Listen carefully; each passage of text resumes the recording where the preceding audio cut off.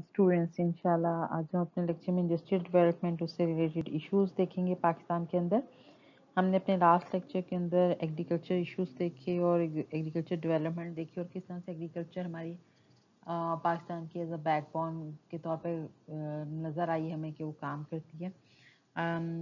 इंशाल्लाह आज के लेक्चर में जो हम पढ़ेंगे वो इंडस्ट्रियल डेवलपमेंट, जो कि बड़ा इंडस्ट्री जो है वो किसी भी मुल्क की बैक बोन होती है। जो आपके पास अगर रॉ मटेरियल है तो इंडस्ट्री के ज़रिए आप उसको रिफ़ाइन करते हैं और मुख्तलिफ सूरतों के अंदर सामने अपने लोगों के लिए पेश करते हैं। इंडस्ट्रियल डेवलपमेंट दुनिया के अंदर कौमों की तरक्की को भी शो करती है। Let's start.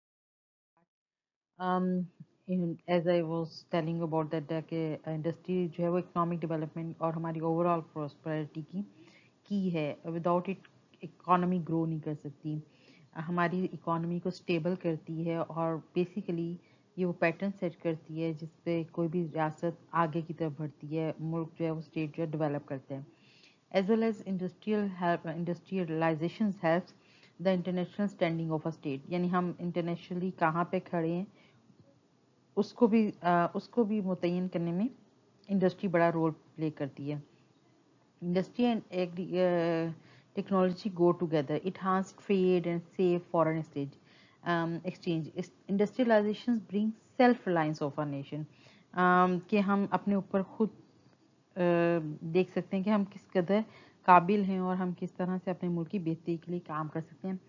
दुनिया के हर मुल्क के पास कुछ ना कुछ रिसोर्सेज होते हैं, उसको कैसे यूज़ करना है, कैसे इंडस्ट्री के अंदर इनपुट करनी है और how they will get output, ये सब का सब किसी भी मुल्क की इंडस्ट्रियल डेवलपमेंट की बेसिकली बैक मोटिव होता है, बेसिक मोटिव होता है। जैसे कि अब अगर इस वक्त दुनिया के अंदर हम चाइना को देखें तो चाइना ने हर लिहाज से जो तरक्की की है उसकी बुनियादी वजह उसकी इंडस्ट्री है। उन्होंने अपनी इंडस्ट्री को इतना ज़्यादा फोकस किया और इसके अंदर प्रमोट किया कि आज चाइना हर वो चीज़ बना रहा है जो दुनिया के अंदर बड़ी बड़ी कंपनीज बनाती हैं। और such as we can give an example of Apple's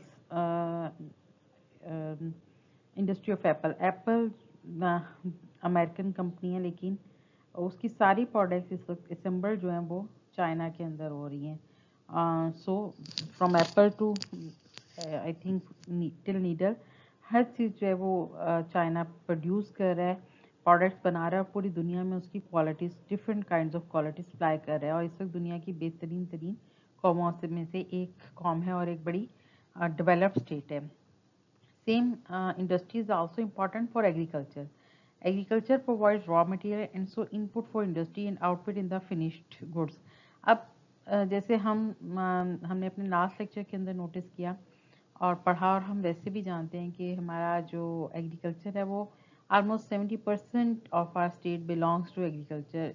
अब वो जो प्रोडक्ट्स हमारे पास आ रही हैं, how we can define them, how we can get a proper output from them as a finish goods, तो उसको एग्री को करने के लिए we have to set up industry. For example हमारे पास शुगर केन है, गन्ना है, उससे हमने मुख्तलिफ प्रोडक्ट्स कैसे बनानी है, उसी सूरत में बनेंगी when we have a proper industry for that. Sugar industry होगी plus different kinds of sweets industries होंगी, चॉकलेट इंडस्ट्रीज है and all other kinds of industries in which sugar canes products can be used, sugar etc. Same. Then we can give an example of wheat here, corn here. If we are producing wheat, how we can convert it into flour, then how we can get different kinds of products.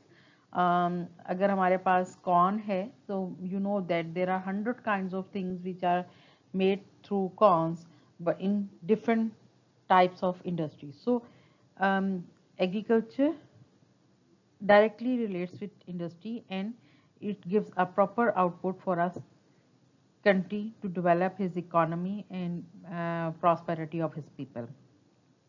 Industrialization improves the quality of life, help in poverty reduction and provide employment facilities. You know very well. हमारे अगर हम आज लाहौर को देख लें तो लाहौर में industrial setup की वजह से यहाँ पे इतनी ज़्यादा अर्बनाइजेशन है, एम्प्लॉयमेंट आपको नज़र आती है, फैसिलिटीज़ नज़र आती हैं इन कंट्रास्ट टू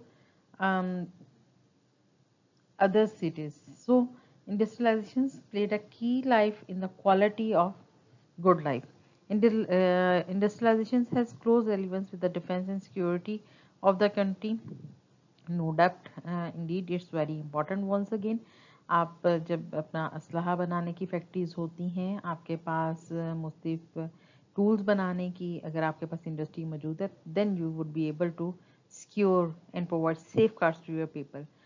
तो you cannot deny the importance of industrializations in your country. Now see what we had in our past regarding different industries in Pakistan after independence. Since the country independent in 1947, the economy of Pakistan has emerged as a semi-industrialization one based heavily on textiles, agriculture and food production, though recent years have been a push towards technological diversification.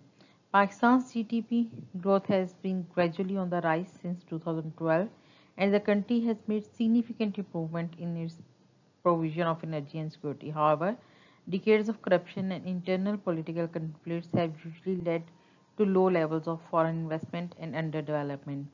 Although the subcontinent enjoyed economic prosperity during the Mughal era, growth steadily declined during the British colonial period. Since its independence, economic growth has meant an increase in average economy of about 150% from 1950 to 60. Then, the partition of British India and the emergence of India and Pakistan has severely disrupted the country's economic system. In 1947, Pakistan inherited very small industrial infrastructure, only about 4% of India's industry, which was only 34 industrial units out of 921 industrial units in subcontinent. And it was insufficient to meet the needs of the day-to-day life. Initially, sugar mills, biscuits factories, cigarettes factories, oil mills, cement units, match factories, steel rolling, and glass floor factories were set up, and together they contribute only 7% of GDP and employed a little over 26,000 employees. It's just really very low number of employees who got employment through these industries, and 7%. You can look the figure how much it was minor. Then the United Government of Pakistan expanded its cultivated area and some irrigation facilities, but the rural population generally became poorer between 1947 and 1971 because improvement did not keep pace with the rural population increase. You know very well, um, a lot of people migrated from India to Pakistan, as well as the rural areas were um, high numbers and with huge population. Their covered territory were huge. So how it was very tough for the government, and the government who didn't have proper administrative system and officers to run the system on emergency basis. So we can see there are huge problems which have been seen by the governments in between 1947 to 1971. However, few priorities have been set in by the different governments of in between these years. Industry, first of all, industry would be based on indigenous new materials, raw materials. Yani, they will try their best. They will use. They will set all that industries which have raw material in their in Pakistan, such as wheat industry, sugar industries, rice industries, and the industries related to all the products which can be produced or grown in Pakistan. Consumer goods should be manufactured to meet the immediate need of the people. And then, what kind of industry would be set which will meet the immediate needs of the people? Private initiative to be encouraged. If anybody want to participate in Pakistan's economy and have to set up their own private infrastructure, but ultimately it will help for the goods of people and help people to get to fulfill their needs. Ultimately, he should be encouraged. The state to involved in the process through facilitation and have financial help, tax incentives, protective tariffs, etc. It also played direct role to set up industry. Training and research facilities would be provided. Industrial Development Board was formed in 1948. All 5 years plans from 1955-1960 65 to 70 paid greater emphasis on private sector and rapid industrialization. It added to aggregate economic growth.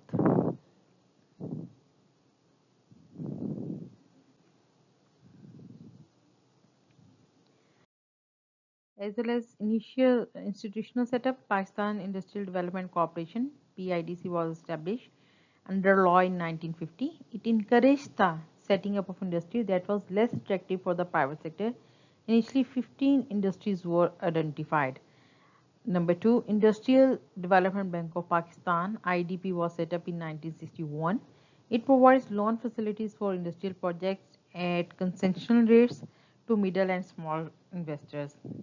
PICIC, Pakistan Industrial Credit and Investment Corporation, was also established to give loans and credit facilities, including foreign exchange facility for setting up industry. It also launched investment schemes. Investment Promotion Bureau, another uh, in, set up by the government in 1959, was from the promotion of domestic and foreign investment and to provide advice and guidance to investors and provisions of industry to help them. Other institutions like ICP, NDFC, NIT were established.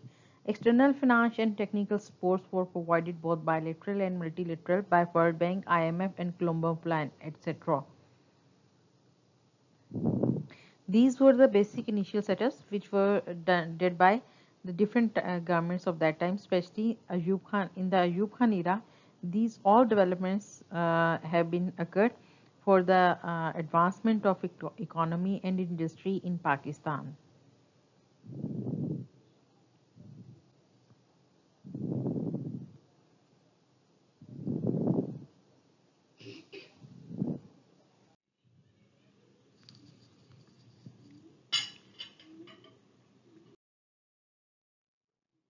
So let's cover the initial decade of progress regarding industry in Pakistan. Pakistan's populations have grown rapidly from around 30 million in 1947 to over 130 million in 1996. Despite this, Pakistan's average economic growth rate since independence have been higher than the average growth rate of the world's economy during the same period. Average annual real GDP growth rate was 6.8 in 1960s, 4.8% in the 1970s, and 6.5% in the 1980s. Average annual growth fell to 4.6% in the 1990s, with significantly lower growth in the second half of that decade. Economic growth during the 1950s averaged 3.1% per annum, and the decade was marked by both political and macroeconomic instability and a shortage of resources to meet the nation's needs. After the State Bank of Pakistan was founded in 1948, a currency dispute between India and Pakistan broke out in 1949. Trade relations were strained until the issue was resolved in mid 1950s. Monsoons flourished between 1951 and 52, and then 52 and 53 created further economic problems, as did even seen development between East and West Pakistan. Pakistan economy was quickly revitalized under Ayub Khan, with economic growth averaging the 5.8% during his 11 years in the office from 27 October 1958 to 25th March 1959. Manufacturing growth in Pakistan during this time was 8.5% for outpacing any other time in Pakistan's economic history.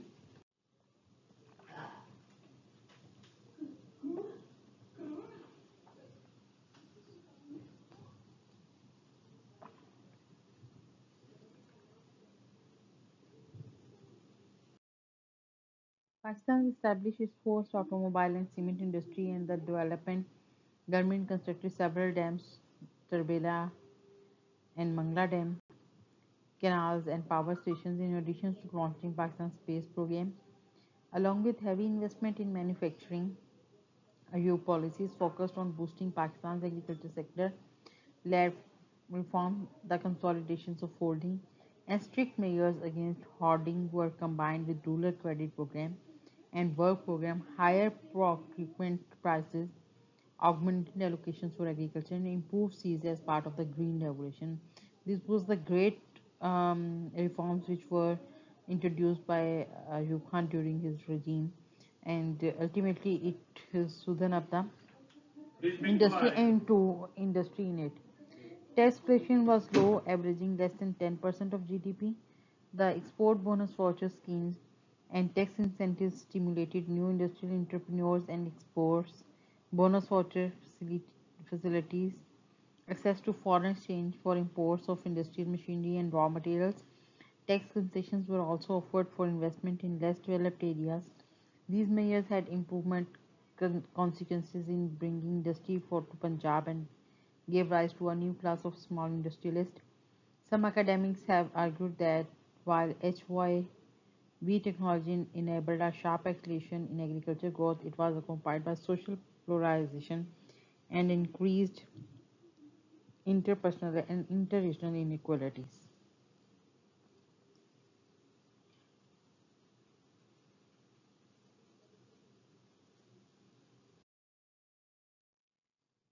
Let's see about nationalization policy in 1970s. We will discuss earlier it. We have been discussed it earlier in our lectures of Bhutto regimes, Bhutto's policies. Let's revise it once again here regarding industry, economic mismanagement in general, and physical improvements. Economic policies in particular caused a large increase in the country public debt and led to slower growth in 1970s. Two wars with India and the second Kashmir War in 1965 and the separation of Bangladesh from Pakistan in 1971 also adversely affected economic growth. In particular, the later war brought the economy close to recessions, although economic output rebounded sharply until the nationalizations of the mid 1970s. Large generous aid from the United States also declined after the global oil crisis in 1973, which had a further negative impact on the economy. The nationalization of industries can be divided into two phases. The first phase started soon after the People's Party came into power and was motivated as distributional concerns to bring under state control the financial and physical capital controlled by a tiny corporate elite. However, in 1974, the influence and authority of the left wing within the party significantly decreased. They had either been marginalized or purged. As a result, the second phase was less ideological motivated and was instead driven by the outcome of havoc responses to various situations between 1974-76. The style of economic management Bhutto adopted reduced the role of planning commission as well as its capacity to offer advice to political decision makers. Corruptions grew exponentially and access the state corridors became a primary avenue of accumulating a private fortune. In this way, groups and individuals in command of state institutions use public intervention in the economy as means for extending their wealth and power. Bhutto introduced socialist economic policies while working to prevent any further division of the country. Major heavy industries, chemical and electrical engineering industries were immediately nationalized, as were banks, insurance companies, educational institutions, and other private organizations. Industries such as KESC were now under complete government control. Bhutto abandoned Ayub Khan's state capitalism policy and introduced socialist policies in a move to reduce the rich get richer and poor get poor ratio. Bhutto also established port Qasim, Pakistan's steel mills, the heavy mechanical complex, and several cement factories.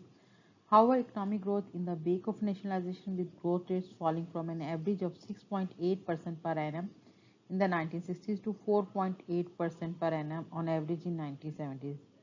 Most nationalized units went into loss because decisions were not market based. Bhutto's government also failed to meet the distributional objective. Poverty and income and inequality increased compared to previous decades and the rate of inflation rose, average 16% from 1971 to 1977.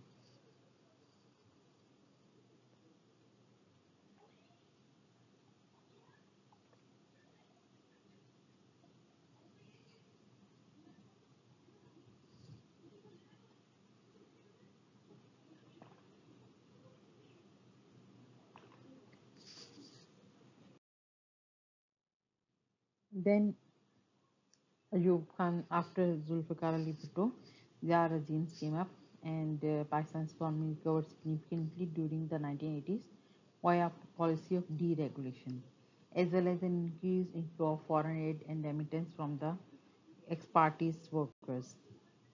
Under Muhammad Ziaullah, many of the controls on industries were liberalized or abolished. The balance of payment deficit was kept under control, and Pakistan became self-sufficient in all basic foodstuffs with the exceptions of edible oils. As a result, Pakistan's rate of GDP growth rose to an average of 6.5% per annum in 1980s, according to Sheikh Khanna, professor in the Indian Institution of Mass Communication. The completion of the long gestation period of Turbila Dam also helped unleash unprecedented agriculture growth. Unprecedented agriculture growth, while fertilizer and cement investment made in the 1970s contributed to industrial growth. A tremendous boost to economy activity was provided by rising workers' remittance, which reached a peak of USA dollar 3 of billion in 1982-83, equivalent to 10% of the gross national product of Pakistan. They also successfully negotiated with the United States for larger external assistance in addition to supplying direct aid to Pakistan. The USA and its allies about dollar 5 to 7 billion to Afghan Mujahideen through Pakistan, further uplifting the local economy. Under their economic policy became market oriented rather than socialist.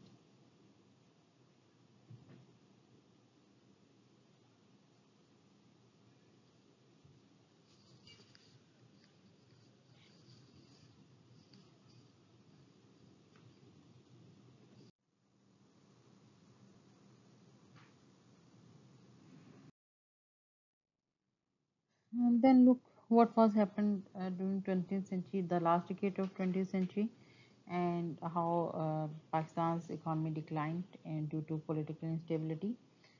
Pakistan's economy in 1970 suffered the poor governance and low growth as it alternated between the Pakistan's People's Party under Benazir Bhutto and Pakistan Muslim League led by Nawaz Sharif. The GDP growth rate sank to 4% and Pakistan faced persistent physical and external deficit, triggering a debt crisis.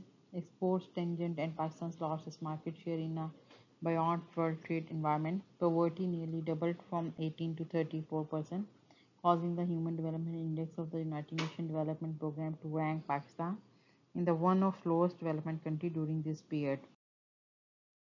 While both the Nawaz Sharif and Benazir Bhutto governments supported economic liberalization and privatization policies, neither were able to successfully implement them. Both parties have argued that this was due to interruption in the democratic process as well as unpredictable and difficult political circumstances, such as sanctions imposed after Pakistan's nuclear test in 1998. Although the stock market did improve in Sharif's second term and inflation was contained at 3.5% as opposed to 7% in 1993 to 1996, Pakistan still experienced low development, high unemployment.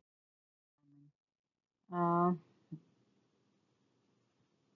there are few kinds of textiles and sugar industries which have been introduced during these all years, such as textile.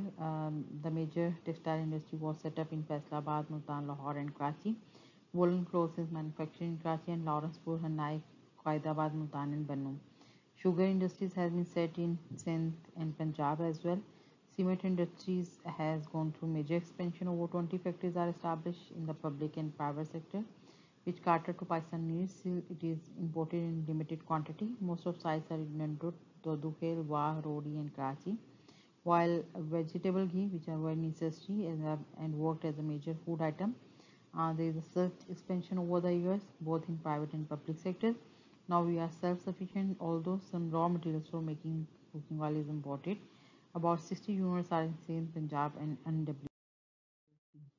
Um, Iron and steel, one of the major raw material which has been used in building and construction and infrastructure. So the iron ore found in Pakistan is very poor quality, and steel rolling units and iron related factories exist in different parts of Pakistan, but steel mill, which was established in Karachi, was playing a very significant role in fulfilling the needs of steel goods. Paper is an essential part everywhere from of administration and to schools and colleges. Our major paper industries were in East Pakistan, which we lost in 1971. We had to face shortage of local made paper after 1971, and all these industries located in Nowshera, Charsadda, Gujranwala, Lahore, and Gharu. Some quality paper has been also imported. Machine tools, heavy mechanical tools, Tesla serve this purpose.